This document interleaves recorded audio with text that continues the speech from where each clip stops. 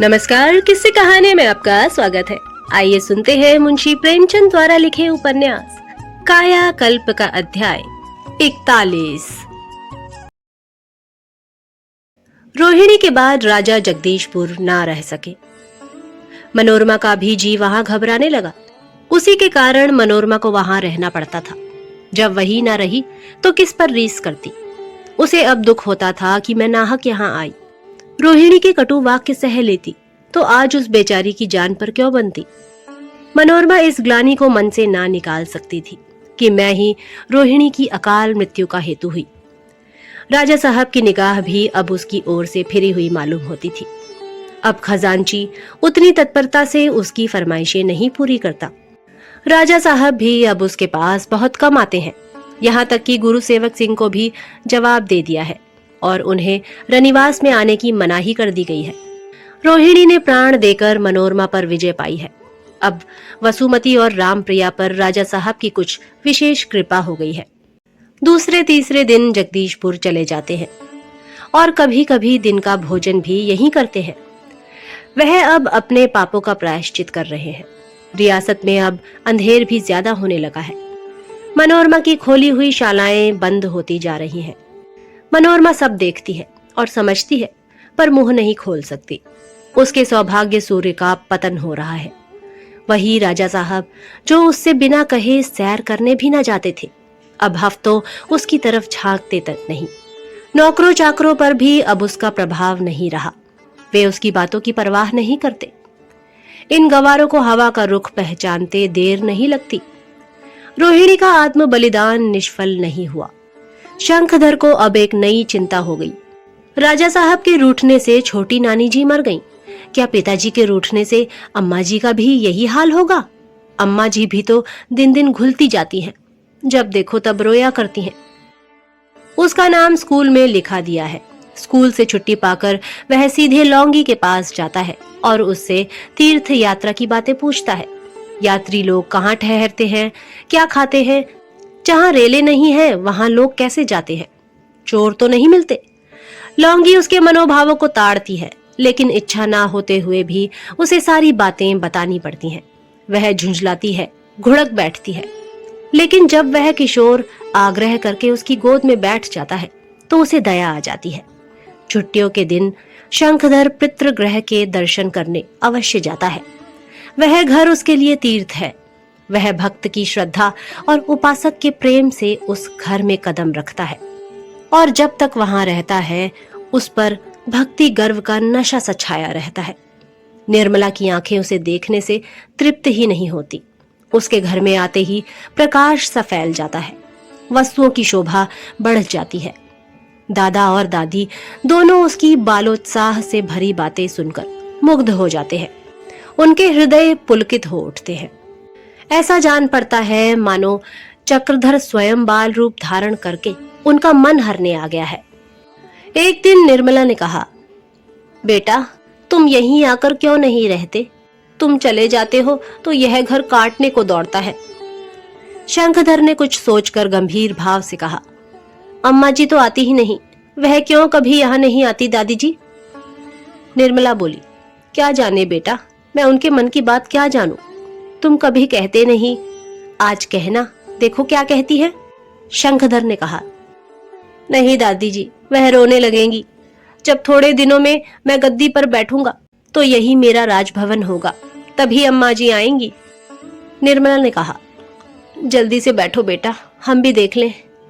शंखधर ने कहा, मैं बाबूजी के नाम से एक स्कूल खोलूंगा, देख लेना, उसमें किसी लड़के से फीस न ली जाएगी।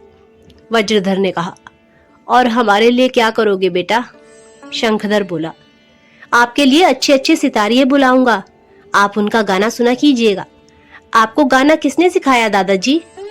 वज्रधर बोले, मैंने तो एक साधु से यह विद्या सीखी थी बेटा। बरसों उनकी खिदमत की, तब कहीं जाकर वह प्रसन्न हुए। उन्होंने मुझे ऐसा आशीर्वाद दिया कि थोड़े ही दिनों में मैं गाने बजाने में पक्का हो गया। तुम भी सीख लो बेटा, मैं बड़े शौक से सिखाऊंगा। राजाओं महाराजाओं के लिए तो यह विद्या ही है बेटा। वही तो गुणियों का गुण परख कर उनका आदर कर सकते हैं। जिन्हें यह विद्या आ गई, बस समझ लो कि उन्हें किसी बात की कमी ना रहेगी। वह जहां रहेगा लोग उसे सिर आंखों पर बिठाएंगे। मैंने तो एक बार इसी विद्या की बदौलत बद्रीनाथ की यात्रा की थी। पैदल चलता था, जिस गांव में शाम हो जाती किसी भले आदमी के द्वार पर चला जाता और दो चार चीजें सुना देता। बस मेरे लिए सभी बातों का प्रबंध हो जाता था। शंखधर ने विस्मित होकर कहा, सच? तब तो मैं जरूर सीखूंगा। वज्रधर बोले, जरूर सीख लो बेटा, लाओ आज ही से आरंभ कर दूं। शंखधर को संगीत से स्वाभाविक प्रेम था। ठाकुर द्वारे में जब गाना होता तो वह बड़े चाव से सुनता। खुद भी एकांत में बैठा गुनगुनाया करता था। ताल स्वर का ज्ञान उसे सुनने ही से हो गया था। एक बार भी कोई राग सुन लेता तो उसे याद हो जाता। योगियों के कितने ही गीत उसे याद थे। खंजरी बजाकर वह सूर, कबीर, मीरा आदि संतों के पद गाया करता था। इस वक्त जो उसने कबीर का एक पद गाया तो मुंशी जी उसके संगीत ज्ञान और स्वर लालित्य पर मुग्ध हो गए। बोले, बेटा तुम तो बिना सिखाए ही ऐसा गा लेते हो। तुम्हें तो मैं थोड़े ही दिनों में ऐसा बना दूंगा कि अच्छे अच्छे उस्ताद कानों पर हाथ धरेंगे। आखिर मेरे ही पोते तो हो। बस तुम मेरे नाम पर एक संगीतालय खोल देना। शंखधर ने कहा, जी हाँ, उसमें यही विद्या सिखाई जाएगी। निर्मला बोली, अपनी बुढ़िया दादी जी के लिए क्या करोगे बेटा? शंखधर ने कहा, तुम्हारे लिए एक डोली रख दूंगा जिसे 2 कहार ढोएंगे। उसी पर बैठकर तुम नित्य गंगा स्नान करने जाना। निर्मला बोली, मैं डोली पर ना बैठूंगी। लोग हंसेंगे कि नहीं कि राजा साहब की दादी डोली पर बैठी जा रही है। शंखधर बोला, वाह, ऐसे आराम की सवारी और कौन होगी। इस तरह दोनों प्राणियों का मनोरंजन करके जब वह चलने लगा तो निर्मला द्वार पर खड़ी हो गई, जहां से वह मोटर को दूर तक जाते हुए देखती रहे। सहसा शंखधर ड्योढ़ी पर खड़ा हो गया और बोला, दादी जी, आपसे कुछ मांगना चाहता हूँ। निर्मला ने विस्मित होकर सजल नेत्रों से उसे देखा और गदगद होकर बोली, क्या मांगते हो बेटा? शंखधर बोला, मुझे आशीर्वाद दीजिए कि मेरी मनोकामना पूरी हो। निर्मला ने पोते को कंठ से लगाकर कहा, भैया, मेरा तो रोया रोया तुम्हें आशीर्वाद दिया करता है। ईश्वर तुम्हारी मनोकामनाएं पूरी करे। शंखधर ने उनके चरणों पर सिर झुकाया और मोटर पर जा बैठा। निर्मला चौखट पर खड़ी मोटर कार को निहारती रही। मोड़ पर आते ही मोटर तो आंखों से ओझल हो गई, लेकिन उस समय तक वह वहां से ना हटी जब तक उसकी ध्वनि क्षीण होते होते आकाश में विलीन ना हो गई। अंतिम ध्वनि इस तरह कान में आई मानो अनंत की सीमा पर बैठे किसी प्राणी के अंतिम शब्द हो। जब यह आधार भी ना रह गया तो निर्मला रोती हुई अंदर चली गई। शंखधर घर पहुंचा तो अहिल्या ने पूछा, आज इतनी देर कहाँ लगाई बेटा? मैं कब से तुम्हारी राह देख रही हूँ। शंखधर बोला, अभी तो ऐसी बहुत देर नहीं हुई अम्मा, जरा दादी जी के पास चला गया था। उन्होंने तुम्हें आज एक संदेशा कहला भेजा है। अहिल्या ने कहा, क्या संदेशा है, सुनूं? कुछ तुम्हारे बाबूजी की खबर तो नहीं मिली है? शंखधर ने कहा, नहीं, बाबूजी की खबर नहीं मिली। तुम कभी कभी वहां क्यों नहीं चली जाती? अहिल्या बोली, क्या इस विषय में कुछ कहती थी? शंखधर ने कहा, कहती तो नहीं थी, पर उनकी इच्छा ऐसी मालूम होती है। क्या इसमें कोई हर्ज है? अहिल्या ने ऊपरी मन से यह तो कह दिया, हर्ज तो कुछ नहीं।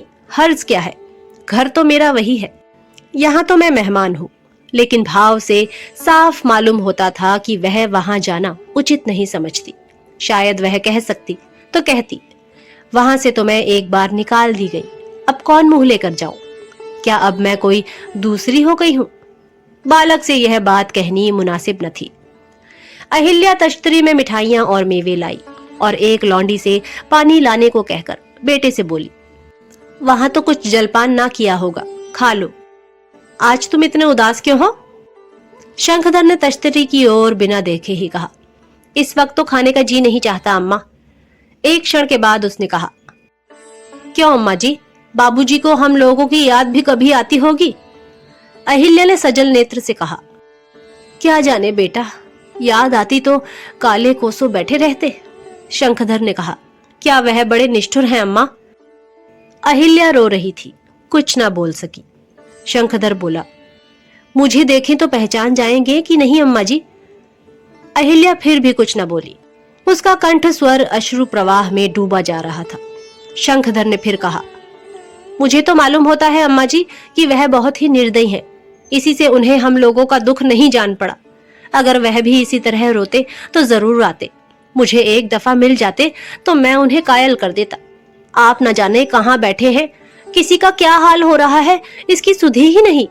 मेरा तो कभी कभी ऐसा चित्त होता है कि देखूं तो प्रणाम तक न करूं, कह दूं आप मेरे होते कौन हैं? आप ही ने तो हम लोगों को त्याग दिया है। अब अहिल्या चुप ना रह सकी, कांपते हुए स्वर में बोली, बेटा, उन्होंने हमें त्याग नहीं दिया है। वहां उनकी जो दशा हो रही होगी उसे मैं ही जानती हूँ। हम लोगों की याद एक क्षण के लिए भी उनके चित्त से ना उतरती होगी। खाने पीने का ध्यान भी ना रहता होगा। हाय, यह सब मेरा ही दोष है बेटा, उनका कोई दोष नहीं। शंखधर ने कुछ लज्जित होकर कहा, अच्छा अम्मा जी, यदि मुझे देखें तो वह पहचान जाएंगे कि नहीं? अहिल्या ने कहा, तुझे मैं तो जानती हूँ ना पहचान सके। तब तू बिल्कुल जरा सा बच्चा था। आज उनको गए 10वां साल है, न जाने कैसे होंगे। मैं तो तुम्हें देख देख कर जीती हूँ, वह किसको देखकर दिल को ढांढस देते होंगे। भगवान करे जहां रहे कुशल से रहे, बदा होगा तो कभी भेंट हो ही जाएगी। शंखधर अपनी ही धुन में मस्त था, उसने यह बातें सुनी ही नहीं। बोला, लेकिन अम्मा जी, मैं तो उन्हें देखकर फौरन पहचान जाऊं, वह जाने किसी भी भेष में हो, मैं पहचान लूंगा। अहिल्या बोली, नहीं बेटा, तुम भी उन्हें ना पहचान सकोगे। तुमने उनकी तस्वीरें ही देखी हैं। ये तस्वीरें 12 साल पहले की हैं। फिर उन्होंने केश भी बढ़ा लिए होंगे। शंखधर ने कुछ जवाब न दिया। बगीचे में जाकर दीवारों को देखता रहा। फिर अपने कमरे में आया और चुपचाप बैठकर सोचने लगा। उसका मन भक्ति और उल्लास से भरा हुआ था। क्या मैं ऐसा बहुत छोटा हूँ?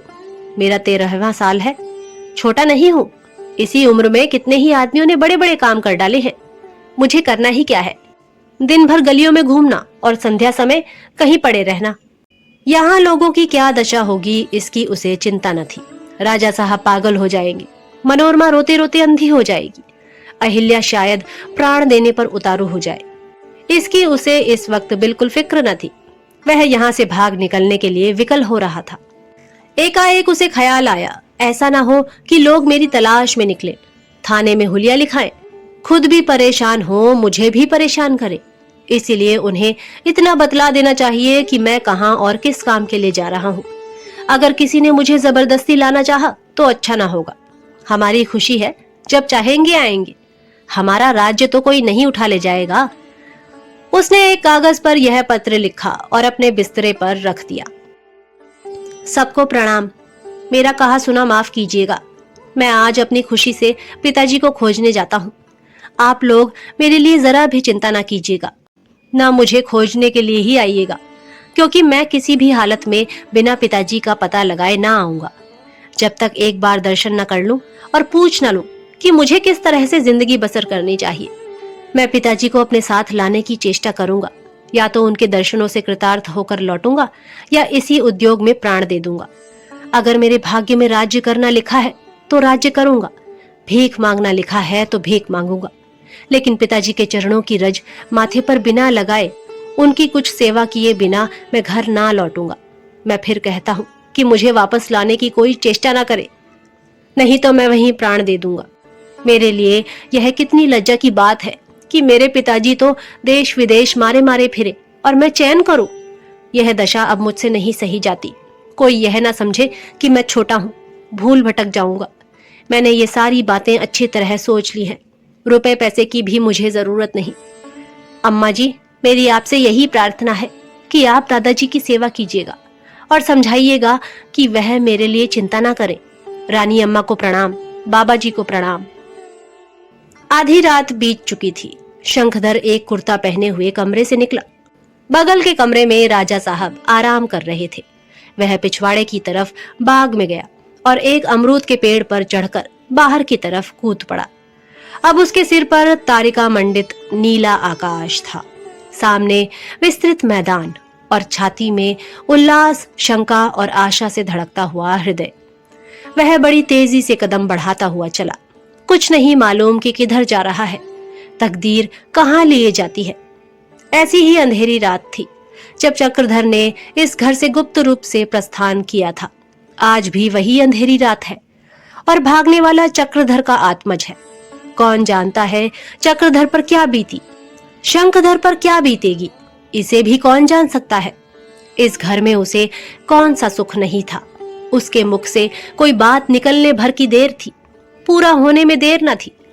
क्या ऐसी भी कोई वस्तु है जो इस ऐश्वर्य, भोग, विलास और राजपाट से प्यारी है? अभागिनी अहिल्या, तू पड़ी सो रही है। एक बार तूने अपना प्यारा पति खोया और अभी तक तेरी आंखों में आंसू नहीं थमे। आज फिर तू अपना प्यारा पुत्र, अपना प्राणाधार, अपना दुखिया का धन खोए देती है। जिस संपत्ति के निमित्त तूने अपने पति की उपेक्षा की थी, वही संपत्ति क्या आज तुझे अजीर्ण नहीं हो रही है? आप सुन रहे थे मुंशी प्रेमचंद द्वारा लिखे उपन्यास कायाकल्प का अध्याय 41। जल्द ही अगले भाग के साथ प्रस्तुत होंगे। तब तक के लिए नमस्कार।